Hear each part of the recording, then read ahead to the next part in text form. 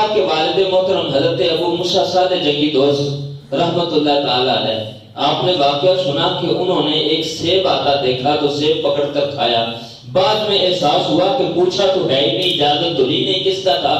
تو جب بعد میں پتا چلا تو وہ جو مالک تھا، باغ میں گئے، باغ کے مالک کی شرائط سنی، وہاں پر اس کی جو شرائط تھی وہ پوری کی۔ آخری شرط یہ تھی کہ اس نے کہا میں تب راضی ہوگا جب آپ میری ایک بیٹی سے شادی کریں گے، اور کہا میری بیٹی کی صفات یہ ہے کہ وہ لولی ہے، وہ لنگڑی ہے، نابینا ہے، گونگی ہے، بہری ہے، اگر تم اس سے شادی کر لو گے تو تمہارا بدلہ پورا ہو جائے گا، میں تم پر راضی ہو جاؤں گا، اور قیامت والے دن اس سیب کے متعلق میں تم سے پوچھوں گا نہیں۔ آپ چونکہ آپ سمجھتے تھے کہ مجھ سے غلطی ہوئی ہے، آپ نے اس کا کفارہ دینے کے لیے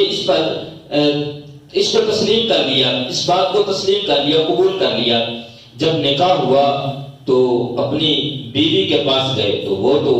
ان کی باتوں کے برعکس، وہ تو ایک خوبصورت دوشیزہ بیٹھی تھی، ایک خوبصورت شہزادی بیٹھی تھی، اتنی خوبصورت خاتون آپ نے آج تک دیکھی نہیں تھی۔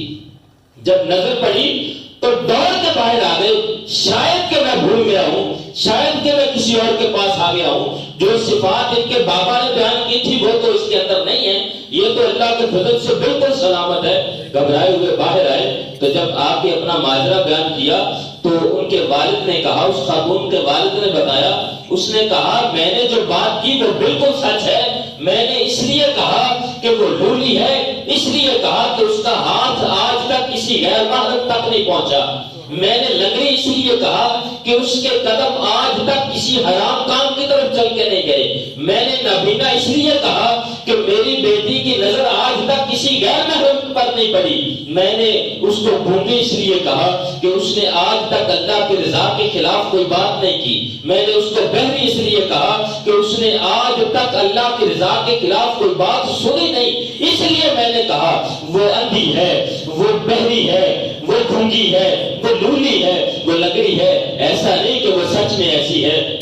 بلکہ اس کا مطلب یہ ہے، ظاہر اس کا کوئی مطلب نہیں، اس کا حقیقت میں یہ مطلب ہے۔ تو جب انہوں نے یہ کہا، اب آپ دیکھیں جب باپ حضرت ابو موسیٰ صالح جنگی دوست جیسے ہوں اور ماں ایسی ولیہ کاملہ